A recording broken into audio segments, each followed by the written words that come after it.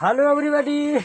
तो दोस्तों देख सकते हैं अभी ये बाबू सब है, अभी फोड़ हो का है। तो देखिए अभी कला कैसे दिखाते हैं, बहुत जानदार छलांग मारते हैं लोग। और तो रेडी हो जाओ बाबू। तो देखिएगा, वाह रे कमाल। तो दोस्तों देख सकते हैं और कितना जानदार छलांग लगाया है, छोटा बाबू है। और ये देखिए है मेरा सबसे प्यारा बाबू जो वीडियो में मेरे साथ काम करता है। और प्रबल आजाधुर है और सिर्फ नाचने को जानता है, बोलने को नहीं जानता है। और मेहरारू खाली सियाता है, बहुत जानदार भैया। दोस्तों मैं जो काम कर लूँगा तू कर लेगा का? मैं कर लेगा।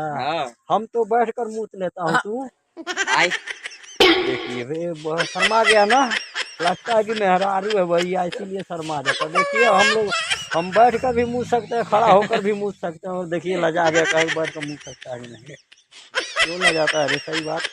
तो दोस्तों क्या है, बच्चों का एक बार और छलांग मारोगे भाई? नहीं मारोगे?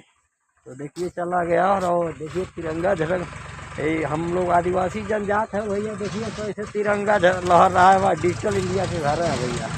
तो भाई जय हिंद दोस्तों, नमस्कार।